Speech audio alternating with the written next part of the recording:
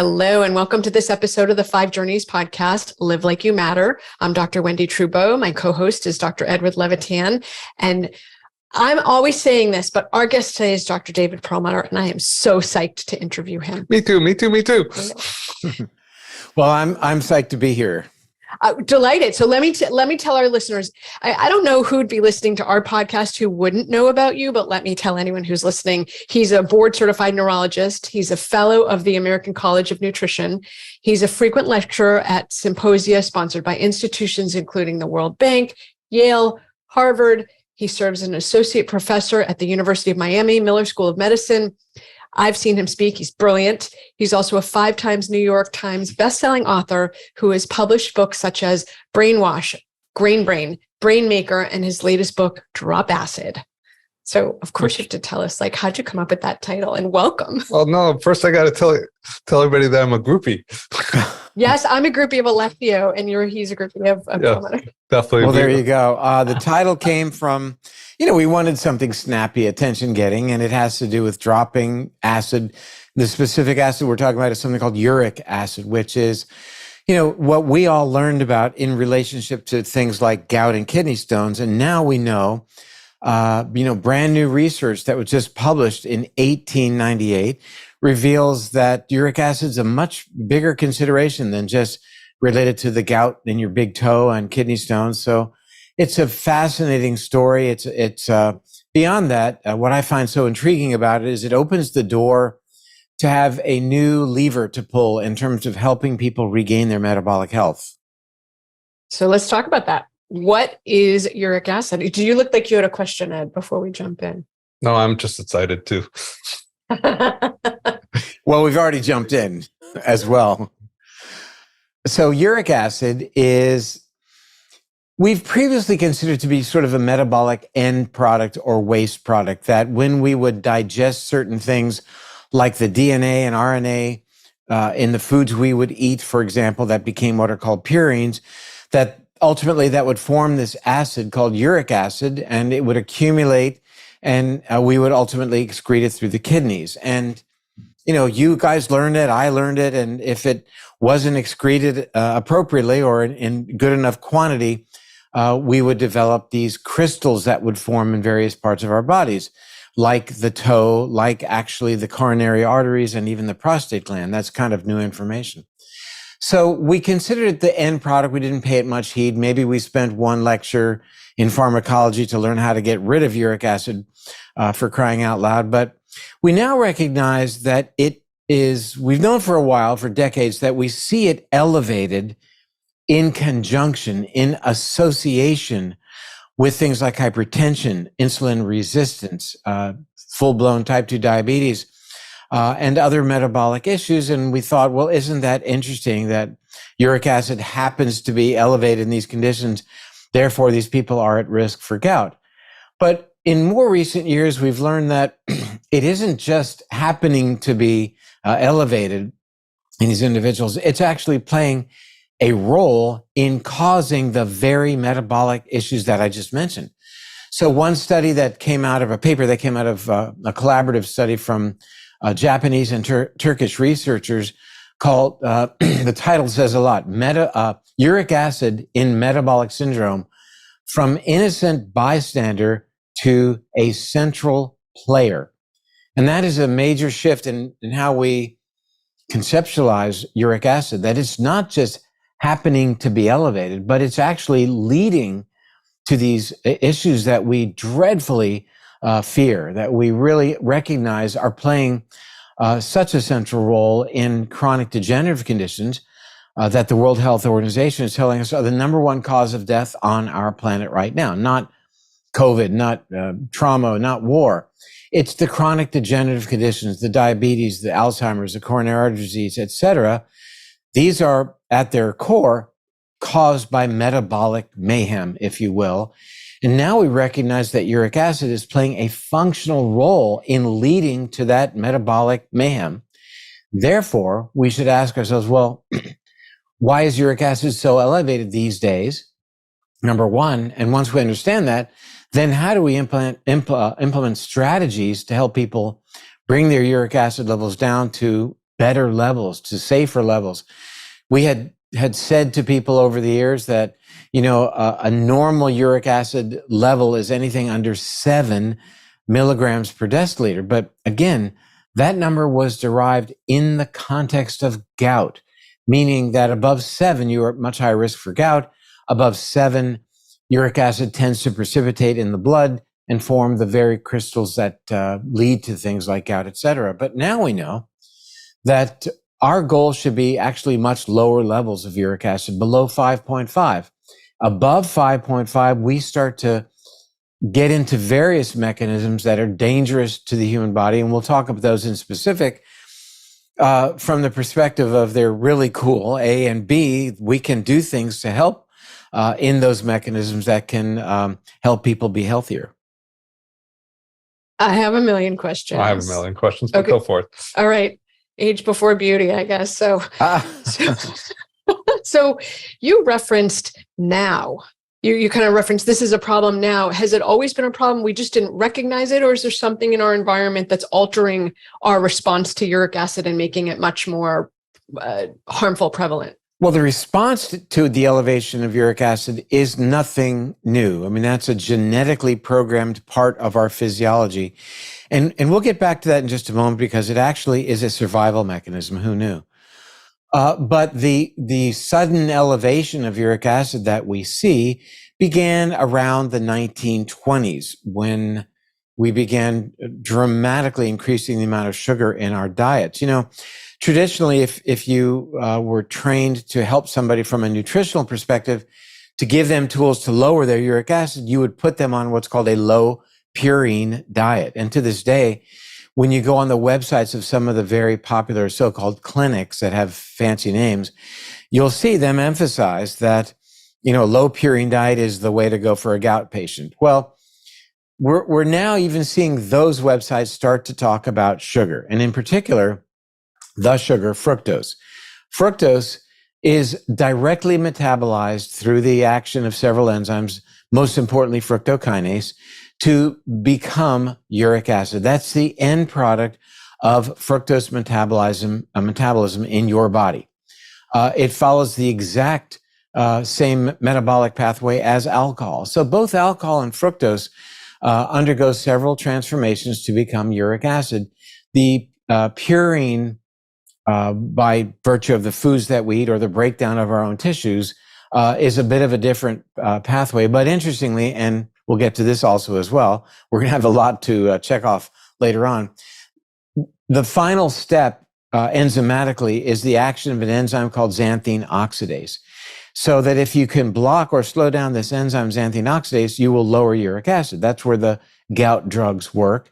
That's where quercetin works, for example, is by reducing the action of the final step. Now,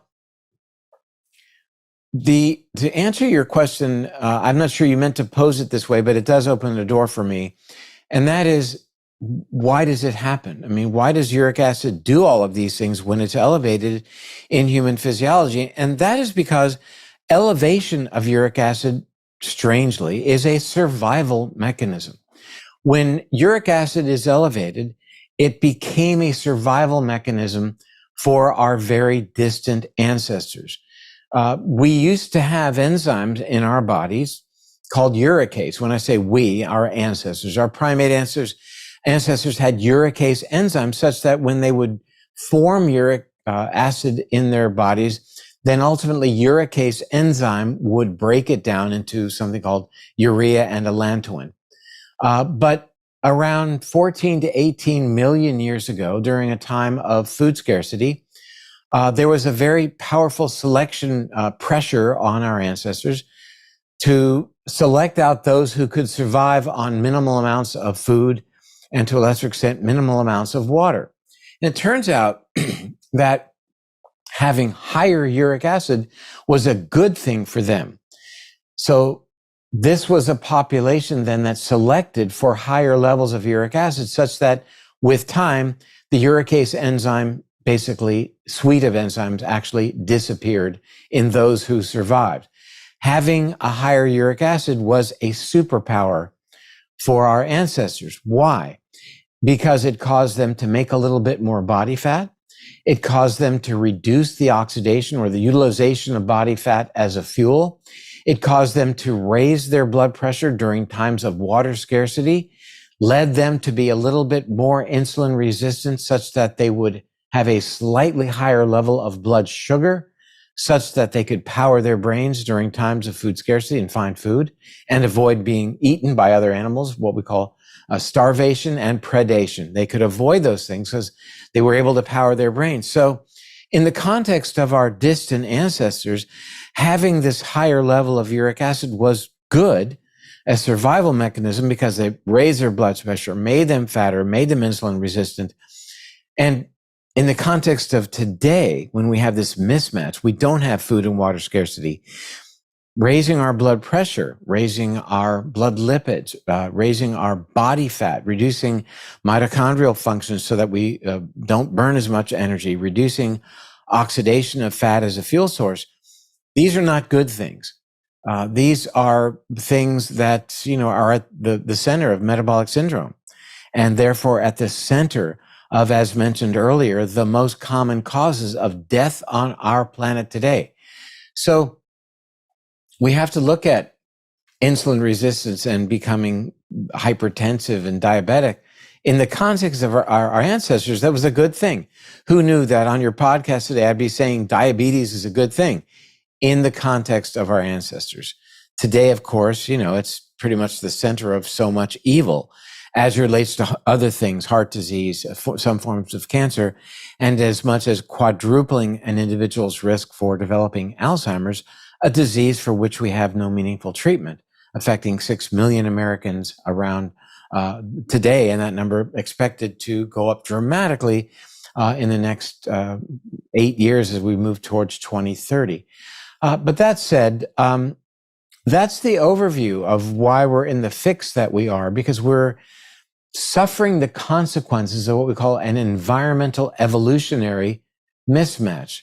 We evolved this ability to have higher levels of uric acid to survive in the context of food restriction, the ability that we have to create uric acid from fructose or eating fruit that we might find, then making more body fat. But that's certainly not what we want to be doing today. So, thank you. This is amazing. Question. You mentioned so I think people can understand the relationship between diabetes, and hopefully they can understand the relationship between heart disease. That makes, at least in my mind, sense. But you mentioned something that, as I'm sure you deal with on a daily basis as a neurologist, Alzheimer's. Can you kind of weave what's the right way? Relationship between diabetes and Alzheimer's? Yeah, or diabetes, Alzheimer's, and uric acid, and just how does that work? Because everybody's so worried about Alzheimer's, and as the population gets older, older, sicker, fatter. That is just on everybody's mind, at least on our patients' mind. So can you speak a little bit more to that? Absolutely. So, there are many unifying so-called theories of Alzheimer's disease.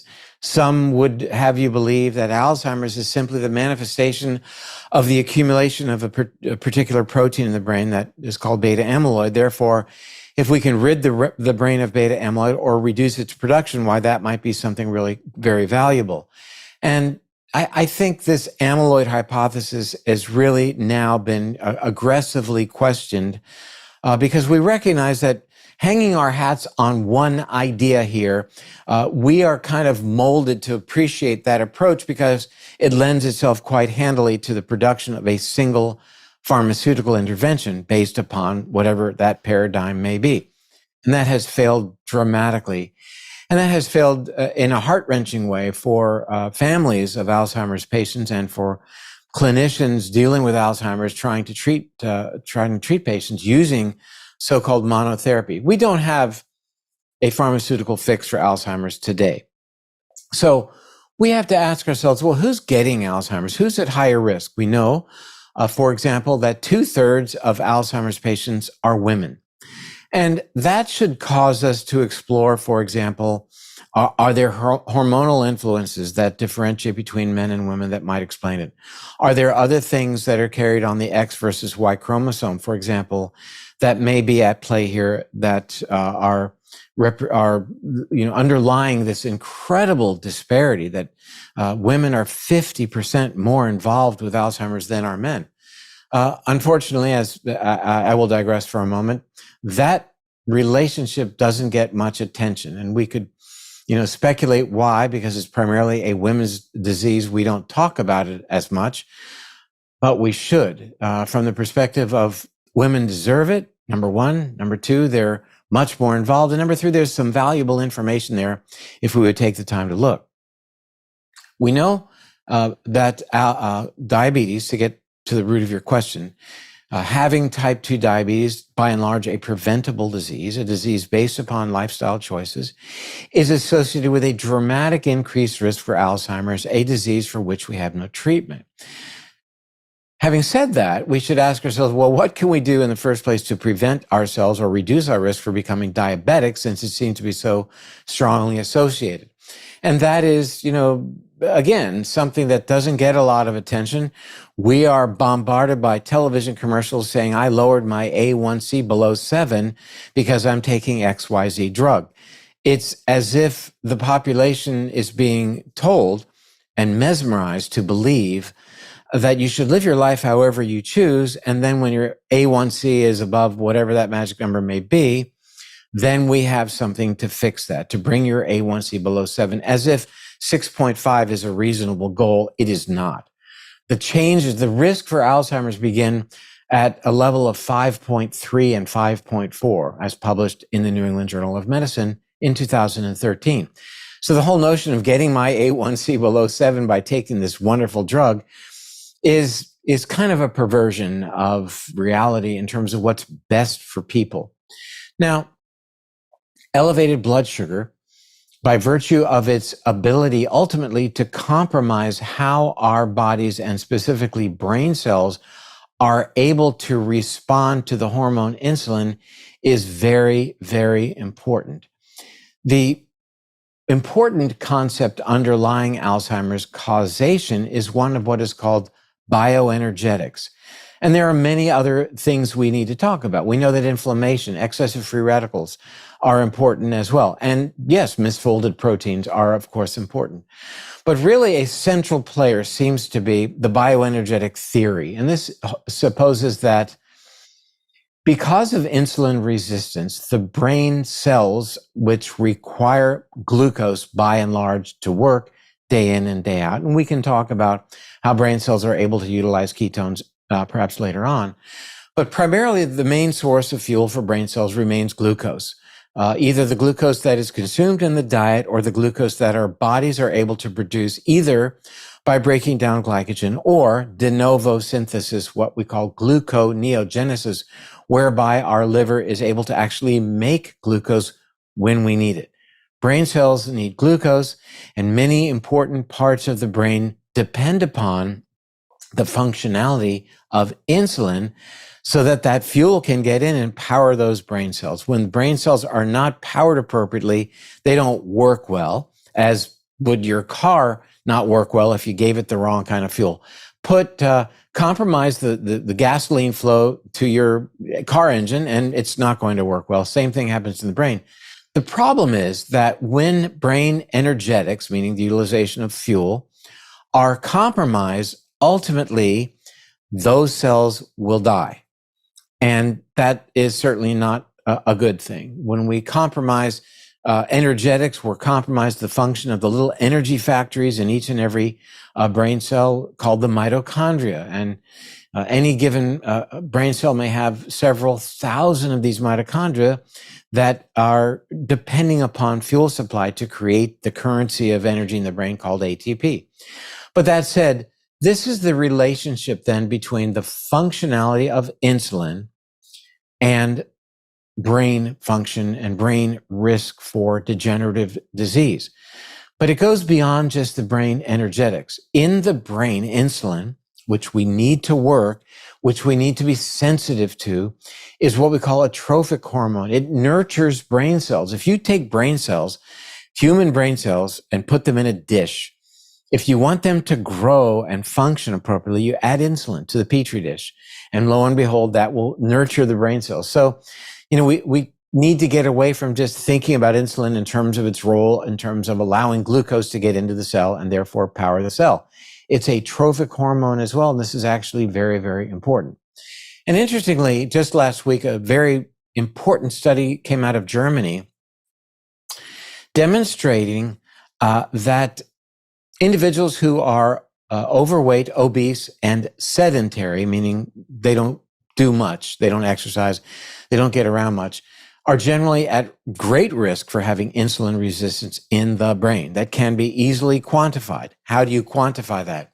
The beginning of the 8-week study, the 21 people had an MRI, what's called a functional MRI of the brain.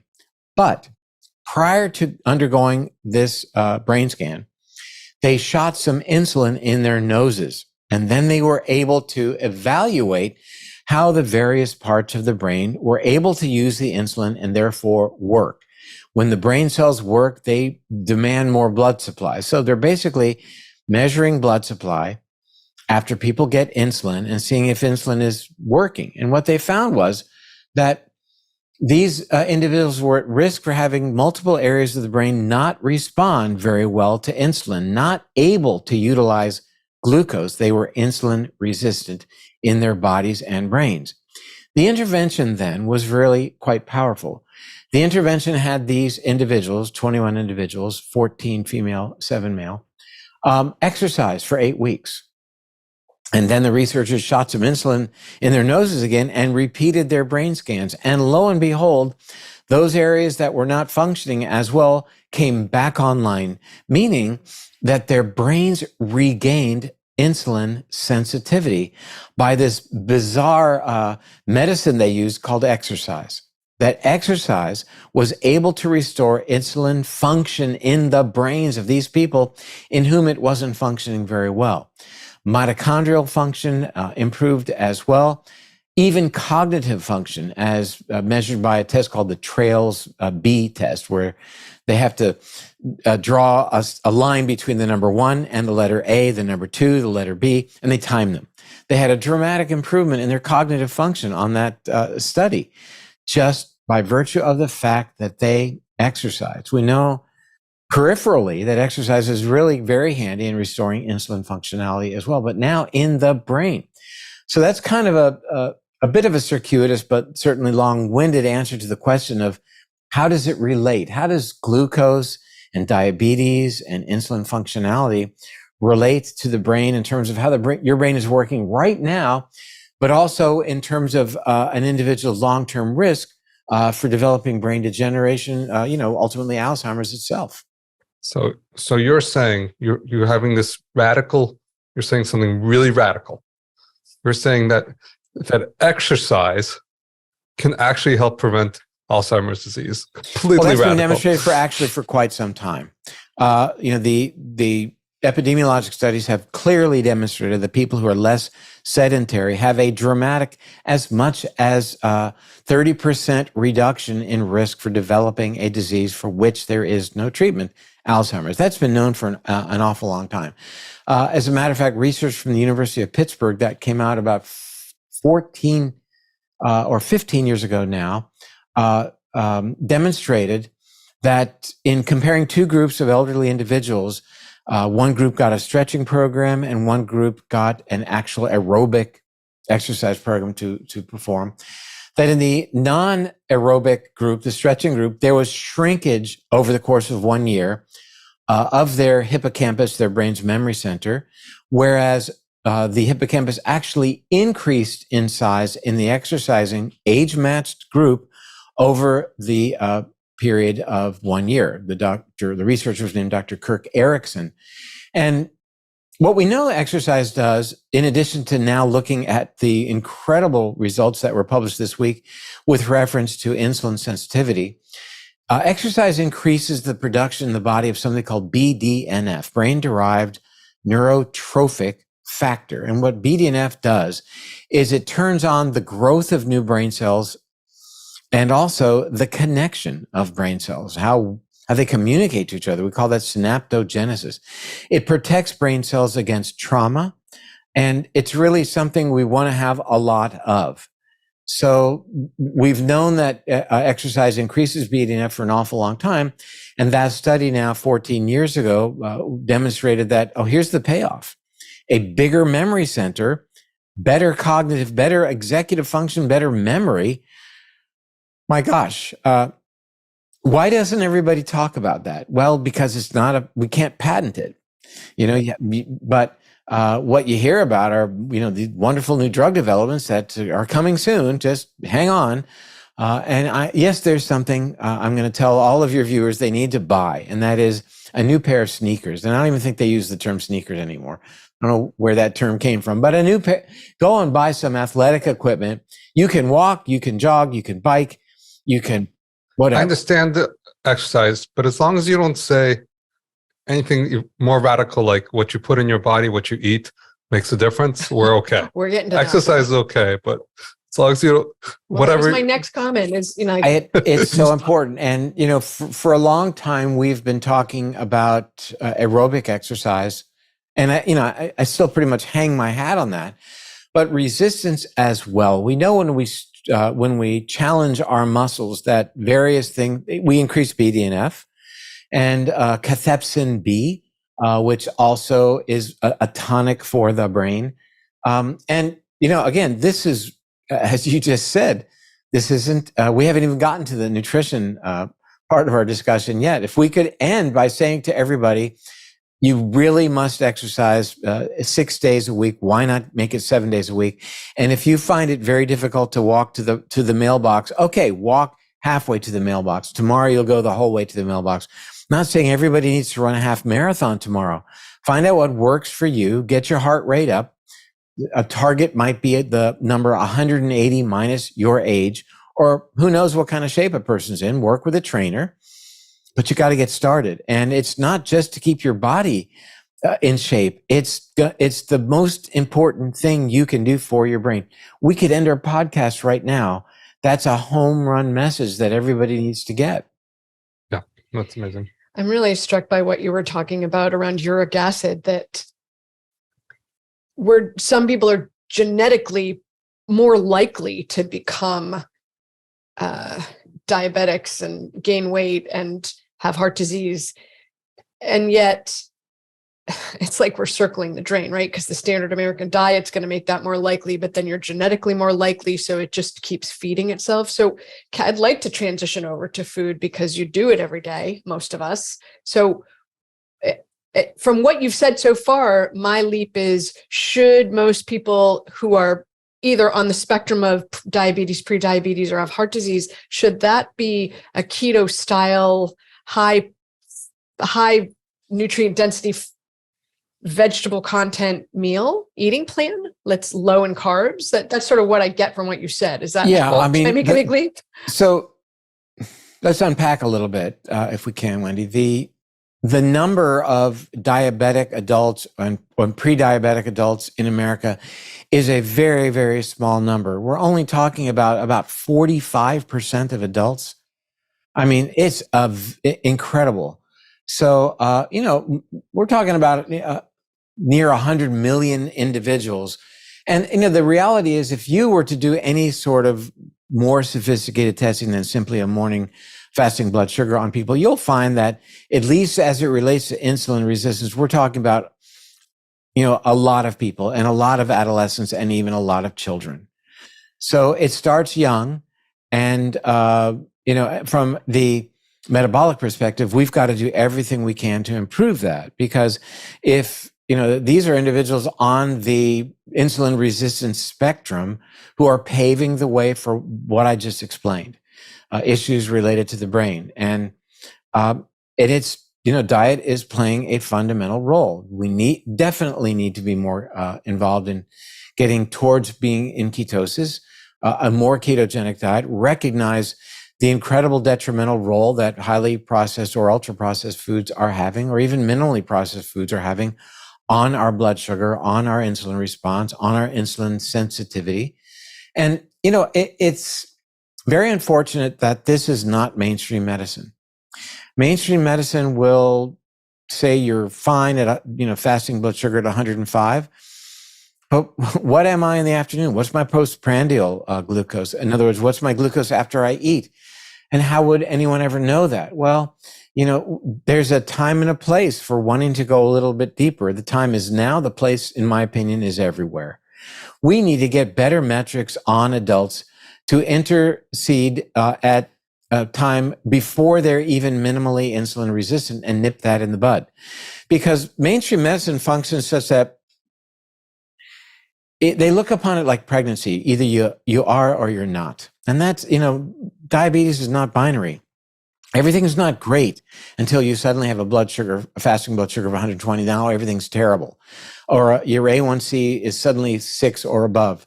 Now everything's terrible, or 6.5, whatever the number is chosen.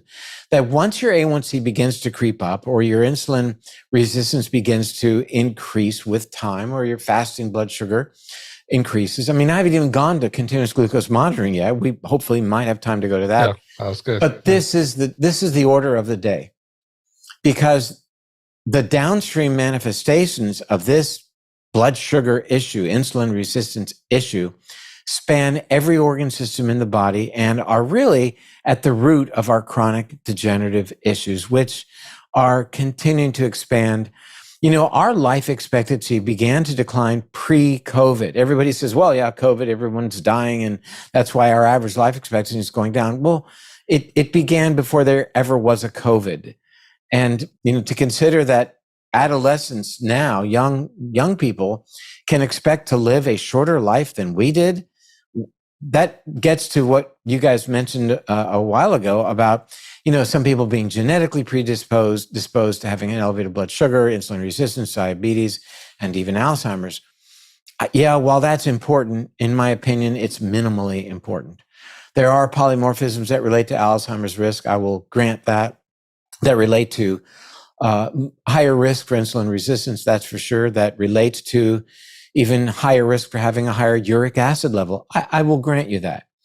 But by and large, if that were the case, then we wouldn't be suddenly in the past 100 years seeing such a dramatic increase in rates of obesity. That 50% of Americans will be classified as being obese by the year 2030. That's not the distant future. I know you want this to be evergreen, but we're talking about 8 years from now, half of American adults, not just overweight, but obesity by BMI standards. Man, oh man. And when we look at what are the risk factors that are downstream from obesity, it's devastating, including the brain. The bigger the belly, the smaller the hippocampus, if you really want to know.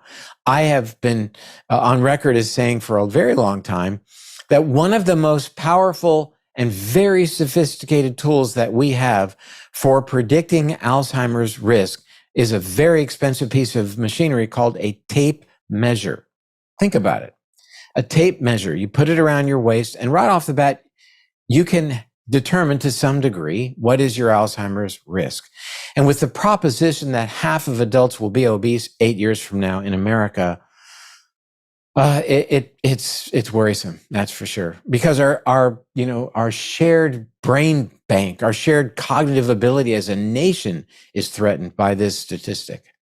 Yeah, I think you've really highlighted something that I talk to people about a lot, which is humanity. One, humans expect to get worse over time. So when they get heart disease, obesity, weight gain, diabetes, whatever you want to call it, they're like, well, I'm just getting older. And I'm like, no, I reject that idea, but also the idea that most humans need a problem to respond to. So what you're talking about is completely foreign to most people. And I say to my patients, this isn't a moral discussion, but I need to understand, are you someone who needs a problem to respond to, or are you someone who believes in just prevention, which I would say is like 97% of people need a problem to respond to. And maybe 3% of people are like, oh no, let's just fix it so I don't ever develop a problem, right? So you're really highlighting an issue. Again, that's humanity. not what we're led to believe, though. We're again led to believe that we can live our lives come what may, hang around, watch TV, eat garbage food. And then, my doctor put me on a diabetes drug. I saw somebody once in a restaurant, a breakfast restaurant, and in the Florida Keys. I'll never forget this. And take his metformin pill and then eat a stack of pancakes with syrup. And it just so typified, I think, pretty much the mentality of America is, we'll fix it. There'll be a wonder drug that's going to come along. And, frankly, if there is, I'm all in. But, and maybe it is metformin, who knows? We can maybe unpack that at some point. But, what you say is very, very true. About 88% of American adults has at least one of the components of metabolic syndrome. That tells us that only 12% of American adults is completely intact from a metabolic perspective, meaning things like body weight and blood pressure and blood sugar and things like that. These are the metabolic markers, blood lipids and triglycerides, for example, that make up the so-called metabolic syndrome, or what was originally called Syndrome X. The reason we need to talk about it is because that, as I mentioned, paves the way for all kinds of horrible things to happen to a person. Yeah.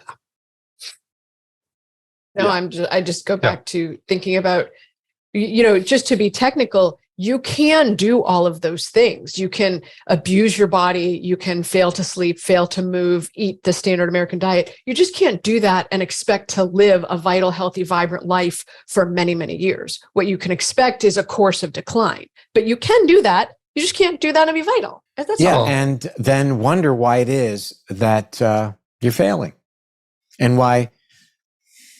I just went to my 50-year high school reunion. And, there are people there who are not going to be at the 60-year high school reunion, guaranteed. But some are, and it's basically, are genetics involved? Of course, genetics are involved. But most of it is lifestyle. And, we talk about how important exercise is, and it is, but these things work in concert. You cannot exercise away a crappy diet. And people try. Oh, I spent 2 hours on the treadmill and I'm still fat, and you can't, it's not a calories in versus calories out proposition by any means. There are so many more factors involved that are important in terms of maintaining health and disease resistance moving forward. And like you say, it's a long game. You mentioned that, people have to have something they're confronted by in order to respond. And not everybody wants to think about prevention. And, it's like, having a retirement plan. You think about the future, or life insurance for your loved ones. This is that long game that you have to play, and it's every day. Your cells don't know that it's your anniversary. Or so Christmas, tell me something. Or Thanksgiving. Where do toxins fall in all this? Because we're all about toxins, and I feel like those are huge factors that alter your development of metabolic syndrome and obesity, and you haven't Alzheimer's. And Alzheimer's. But you haven't really mentioned that. Is that something that falls into your conversation? Yes. When I was a little kid, my father challenged me. He said, "What are the causes of disease?" And I went, "Well, I don't know." He said, "Infectious, metabolic, toxic, degenerative, traumatic." Infectious, neoplastic, toxic, metabolic, degenerative, traumatic. And so toxic, you bet. And, ours is a toxic world. And again, it gets back to this evolutionary environmental mismatch, whereby, yes, we have evolved detoxification enzymes to deal with toxins that are in the environment, and there are plenty. Aluminum is, I think, the second most common element in the Earth's crust. So we have mechanisms on board to deal with things, toxins made by mold that we might be exposed to, for example. But to think that we're suddenly going to evolve a detox system to deal with what we're being confronted by, with the thousands of new chemicals being unleashed upon us every single year, we don't have time to evolve those detox mechanisms. And I would say that one area that's getting a lot of attention now, and I'm glad, is the particulates in the air that we breathe, these so-called 2.5 micron particles. Because we're now seeing relationships between exposure to these 2.5 micron particles and dramatic risk for a slew of chronic degenerative conditions, including things like even weight gain, but certainly brain degeneration, like we see with Alzheimer's. Research that shows the closer you live to a highway, for example. So, everybody cannot move to live in the country and drink reverse osmosis water and live that type of life. But when we eat more appropriately, we do allow ourselves the opportunity to enhance the functionality of our endogenous detoxification systems, which are pretty functional. We can enhance the ability that we have to deal with many of the toxins to which we are exposed. Cruciferous vegetables, for example, activate a system called the NRF2 pathway. That'll be on the quiz. And what does the NRF pathway do? Well, it enhances our body's production of some really important detoxification enzymes and pathways. So there are things that we can do that relate back to other lifestyle choices that can help offset the damage posed by the various exposures that we have. There's a lot being talked about these days. In fact, I'm interviewing somebody, I think, on next week, on how so many humans, mostly in Western cultures, are suffering from mold exposure and the toxins that are made by mold. But when you think about it, we've been in moldy environments always, whether we're talking about living in a cave or a thatched hut that's wet. So we've been exposed to mold for an awful long time. It's just lately that it's becoming an issue. And I think it gets back to our environment. It gets back to perhaps this so-called hygiene hypothesis, where we're not equipped anymore to deal with environmental things like mold and various types of bacteria, et cetera, that had really challenged us for, hundreds of thousands of years. And we did well in those situations because we are no longer challenging ourselves with those types of exposures, those types of infections. So, well, hold on to put onto that. In addition, not only are we cleaner, but we're also eating differently, sleeping less, stressing more, moving less, and exposed to a boatload of other environmental toxins. So you put this into that whole sort of here's you. And it's not only that it's not only that you've just been exposed, it's all those other factors too that play a role. It meshes in. It's true. And let me give an example that I think will resonate. And that is, not everybody who was infected with SARS-CoV-2 virus had a bad situation, had a bad outcome. Who did? Well, by and large, people with underlying metabolic problems like obesity, like type 2 diabetes, tended to do worse.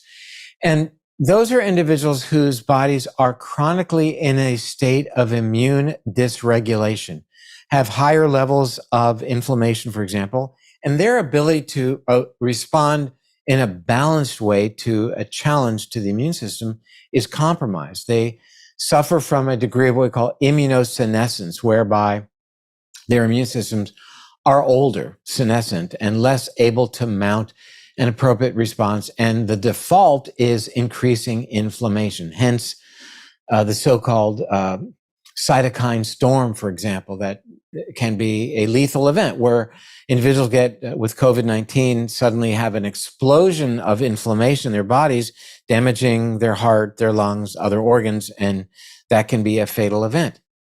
But at the same time, I think we should embrace, because people have gotten this idea of the cytokine storm, an explosion of inflammation, we should think about something, call it the cytokine drizzle, whereby even a low-grade elevation of inflammation, not acutely, but over time, can also become an issue for the human body. We know that Alzheimer's has a profound inflammatory component, as does coronary artery disease, and even various forms of cancer are inflammatory at their core. What is it that's dysregulating the immune system and leading to increased inflammation? We know that insulin resistance is responsible, that glycation or sugar, when it's elevated, binding to proteins. But really important, to get back to our conversation a while ago, is that changes in the gut bacteria can lead to overall increased inflammation in the human body by threatening the integrity of the gut lining. Let me walk that back a little bit. The integrity of the gut lining is maintained by our gut bacteria. That's one of their important jobs that they lovingly do for us because we feed them, we give them a nice warm place to live. In return, they do many things, but one of their tasks is to keep the gut lining intact. When we threaten our gut bacterial friends by eating things that are wrong, certain medications, not getting the sleep that, as you mentioned earlier, et cetera, exposed to chronic stress, they can't do their job. And when they can't maintain the health and integrity of the gut lining, it becomes permeable or more permeable and leaky, such that things in the gut get across that lining and get into the systemic circulation. Our immune system sees that and says, whoa, this isn't supposed to be here. And what does that do? It turns on inflammation. So what I've just done then is related our lifestyle choices, and diet certainly at the top of the list here, to ultimately changes in the gut bacteria, increased permeability, increased activation of the immune system, inflammation, opening the door to things like Alzheimer's and heart disease and some forms of cancer. That relates then the foods we eat to the risk of Alzheimer's disease. Who knew? I mean, it takes a little bit of unpacking. It takes some dot connecting. I'm aware of that. But we've known about this, and it gets back to our original conversation when we started today about, the notion of a more ketogenic diet being a good thing for a lot of people vis-a-vis diabetes and Alzheimer's. There's a wonderful paper that recently came out from a Dr. Matthew Phillips in New Zealand, an interventional trial putting Alzheimer's patients on a ketogenic diet and demonstrating improvement in their cognitive function. Black and white, objective testing. It wasn't that, the doctor said, I think these folks are better, or their family said, I think they're better after going on this crazy diet. No, they were tested with objective testing and verifiably improved. Think about that. We don't have a pill that can do that. What percent is that? Was it like a 5-10% improvement, or was that like? Well, it really depended. First of all, any improvement is a home run. Stabilization in the 16-week trial would be a home run, because the people in the trial who did not get on ketogenic diet, they further declined. But it had significance. It had real significance to the extent that family noted it, doctor noted it. But here were the objective tests. One of my colleagues, Dr. Dale Bredesen, with his multifactorial intervention for Alzheimer's disease, has demonstrated significant increase in size of the brain's memory center on MRI scanning, the hippocampus, to the extent that neuroradiologists do not even want to look at the scans because they cannot believe it. It's just out of their sense of reality. And therefore, hippocampus never gets bigger. It only declines with time. And yet he's taken the scans to them and said, look what's going on here. And people tend to be down on what they're not up on. I want to make sure to go back to where we started, just to finish the loop in terms of uric acid, just because I want to close that loop. Is there we talked about ketogenic diet. Is there any other and we talked about sugar. So well, I had a question about fruit there, because that basically sounds like fruit has fructose, so you shouldn't eat fructose. Is that like the line that I drew from that I should or shouldn't be drawing? And I'm glad you brought it up. I really can't say that I've ever done a podcast in the past 2 years where that question hasn't been asked. It's a terrific question because, first, the food frequency studies show that people who eat modest amounts of fruit actually have a lower uric acid, lower. Second, fruit, oddly enough, in its whole form, doesn't contain much fructose at all. An apple has about 5 grams of fructose in comparison to 36 grams of sugar in a can of soda, for example, or a 12-ounce glass of orange juice. So there's nothing natural about fresh squeezed orange juice or that you buy in a carton. Our ancestors wouldn't stumble upon a grove of orange of trees with cartons hanging from the limbs, right? What's moderate for fruit intake? When you say moderate, what's moderate in your world? An apple or two a day, a handful of blueberries, some strawberries, There are certain fruits that have higher amounts of fructose, like watermelon and other types of melon, like cantaloupe and honeydew. But have some fruit. But when think about a bear getting ready to hibernate, what is that bear eating all day long? Berries. Blackberries, loganberries, salmon berries, whatever they are, they're just gorging on those berries. So that's not a modest amount. And what's happening in that bear is that that fructose is becoming uric acid, and it says to the bear, winter is coming, make as much fat as you can because you're going to hibernate. Yeah. Now, I use that example when I talk to people, hoping they're not getting ready to hibernate. And if they are, then you better make sure you pack on some pounds if you're going to go into your apartment and hibernate for 6 months.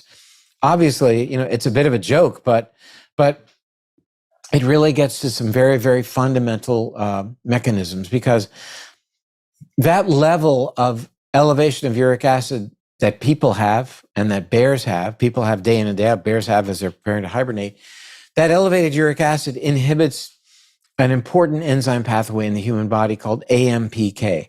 Shall we talk about that? I can break it down, make it simple.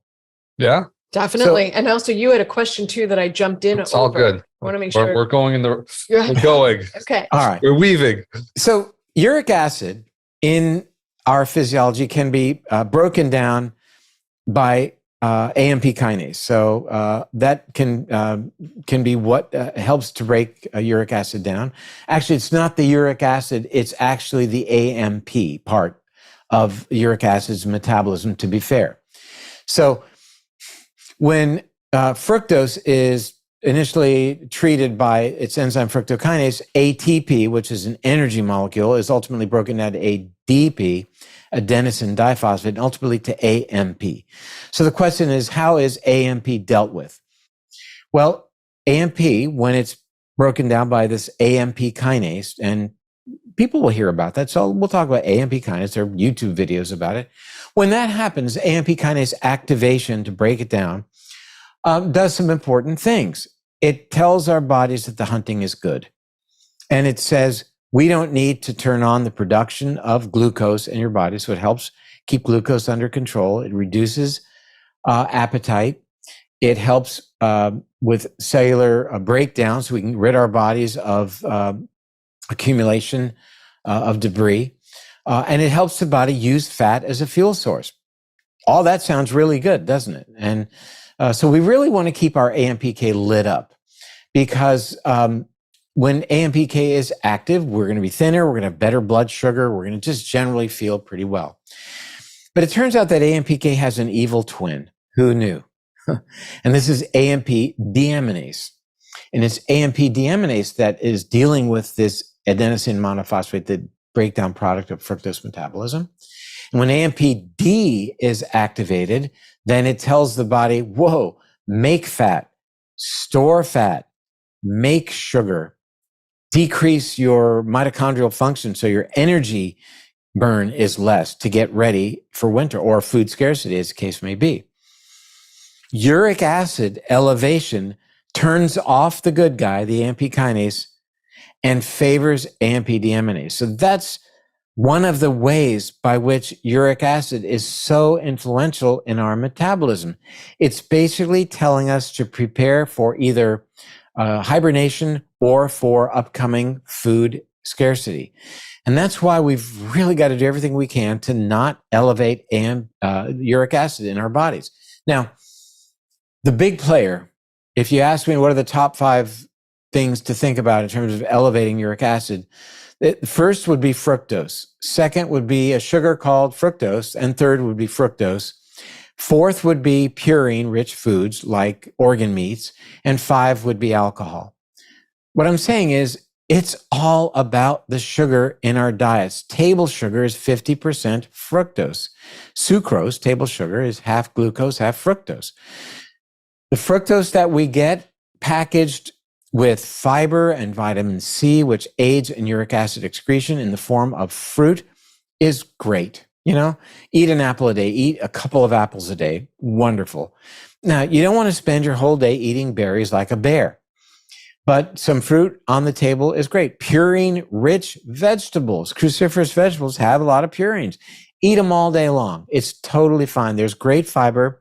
There are bioflavonoids that actually inhibit the most important enzyme for uric acid formation. We talked about it earlier, xanthine oxidase.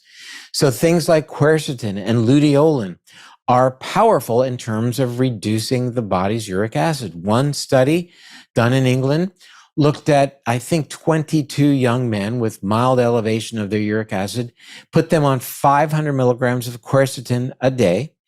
And after 8 weeks, their average uric acid level declined by about 8%. Quercetin, health food store item. And guess what? In addition to reducing uric acid, quercetin amplifies AMPK. That's what we want. That helps us lose weight. It helps control our blood sugar. It helps control our appetite. Another way to activate AMPK is exercise. Who knew? And exercise increases the BDNF, the brain-derived neutropenic factor also, right? You bet. And you know what? You can do something. I exercise a lot and I get injured, probably as much as anybody else. And there are days when I can't run because my knee hurts, but then you walk or you use the elliptical machine or do a bunch of sit-ups or something. You can always, in my opinion, there's something that you can do. If you're confined to a wheelchair, you can do curls with dumbbells. There's something, or use a band. There's something that everybody, probably most everybody can do each and every day to get their heart rate up and to stress their muscles. Make some small improvement today that you didn't have yesterday. Yes. And interestingly, when you do that, and therefore, in a very minimal way, reduce inflammation in your body, you're enhancing the likelihood that you're going to make a better decision tomorrow. I'm going to need to digress here. Is that all right? Sure. And we're going to go to an unexpected place. And it has to do with our ability to make these good decisions, to eat right, to get sleep, to exercise, spend time in nature, etc. And our decision-making is really dictated by a balance between, let's say, two brain areas. A primitive, I want it right now, I don't care about tomorrow, I want it for me, everyone else be damned area of the brain. The child in the room, if you will, called the amygdala. And then the adult in the room called the prefrontal cortex. And the adult in the room saying, hey, this may not be good for me. How might my actions affect other people? How will this play out in tomorrow or 10 years from now? And that gets back to our conversation about making these choices because of the long game. That's the prefrontal cortex talking. We want the adult in the room to rein in the amygdala, to say, yeah, I know you want to eat that, or stay home watching TV all day or playing video games, but that's not really what we're going to do. That's the adult controlling the child. That's the prefrontal cortex connected to the amygdala and calming it down. But we deeply depend on that connection. So that pathway, that phone line that lets the adult talk to the child and make better decisions is threatened by inflammation. Think about that. That connection, that ability of our prefrontal cortex to do all those great things, make better decisions for the long game, is threatened by inflammation. It's the reason when you're up all night and your body's inflamed, you eat crap that next morning. We've all been there. I mean, I remember in residency, it was baby food from the pediatrics ward. It was sugar. Yummy. But it's the reason we don't make good decisions when our bodies are inflamed. It's why even mild overweight becomes obesity, because you can't stop. You make worse decisions. You end up being sedentary and parked in front of the TV all day long. The goal is to break that vicious downward spiral in some way. And maybe it's a little bit of exercise today. Maybe it's turning off your television and any other screen devices after 6 p.m. and trying to get a better night's sleep, not having caffeine after 2 p.m. Maybe it's reconnecting with nature. Or maybe you start off with the dietary changes. Who knows? But any way that we can insinuate into that feed forward downward spiral to break it can be on-ramps for better decision-making and therefore better health. What do you do for people whose prefrontal cortex aren't developed yet because of their age? Were you going to ask that? I mean, because teenagers can't make decisions. It's not developed. It's very challenging. I mean, it's really this prefrontal cortex gaining control that defines, being able to make adult decisions. It's why you have to be a certain age to drive a car, to vote, to serve in the military, etc. But truly, with so many people, even into adulthood, they've taken their prefrontal cortex offline and are making impulsive, self-centered, narcissistic decisions day in and day out. And it doesn't serve them, and it doesn't serve others, and it doesn't serve the planet. I just find it, thank you for that connection, because that actually gave me a lot of insight. One of the interventions I recommend is doing, if somebody needs a reset, a great reset is just to fast. And I know for myself, if I'm fasting 3 to 5 days, I'm going to eat very differently afterwards than I did before. And that's sometimes actually, I know, as if I'm going down the wrong path, like I can see I can't control. Sometimes I literally can't control the food because I just want it. If I do some kind of reset, it changes. So that gave me, thank you, because that gave me the insight to understand why, which is really cool. Well, I'll say from my perspective, fasting, the main, the most important thing that it amplifies in me is gratitude. You're grateful to have food afterwards, but all types of gratitude that I think about during fasting are amplified. Family, friends, the world, all the things that we need to be grateful for. And, some people get to those places with hallucinogens through meditation, through, aggressive exercise. They put themselves in a zone. And, but I think fasting is a very, very handy way of doing it, aside from, the other health benefits that we could talk about. Mm-hmm.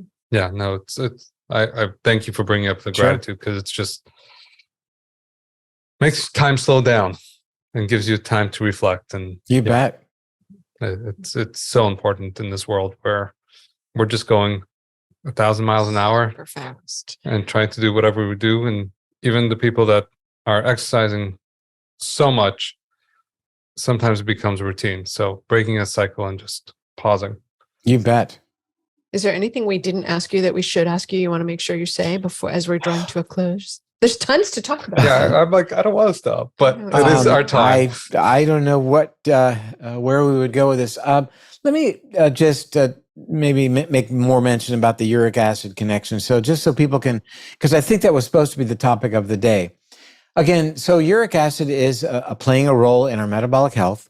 We want to keep our uric acid level at 5.5 milligrams per deciliter or lower. For anyone who's watching this from another country, various countries have various units, so the numbers may be different. That the biggest player as it relates to elevation of uric acid in our modern world is our consumption of fructose sugar. That half of table sugar is fructose sugar. That alcohol and organ meats contribute as well. The worst offender in the alcohol world is beer. Beer is high in purines from the brewer's yeast, but also has alcohol. And the best choice would be probably wine. And that, with greatest respect, many of your viewers, healthcare providers, may not understand uric acid aside from the context of having gout.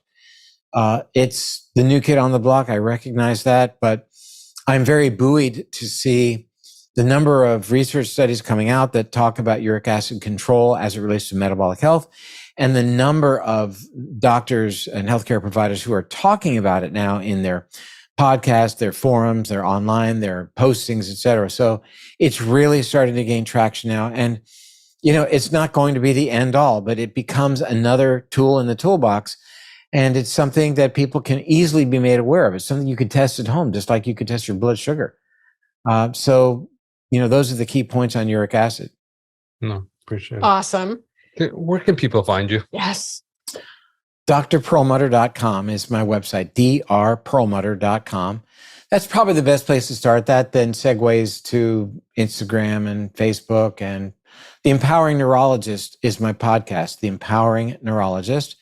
And I have a great time interviewing smart people like you guys and getting information out. People write books. We talk about their books. So I have a lot of fun with that. So that's where I am. Awesome. Do you want to close it out? Nope, it's all you. All right, I do want to say that for our viewers that I have been following you for a long time, and a lot of what we do is based on your research and based on your knowledge. So just really want to talking about extremely grateful for what you've done for me personally, for my patients, and just the world. And it's just been a pleasure. And thank you for the privilege of interviewing you. That statement makes it all worthwhile for me. So I appreciate that as well. Thank you for joining us for another episode of the 5 Journeys podcast, Live Like You Matter. Our guest today was Dr. David Perlmutter. Thank you for being here. My pleasure.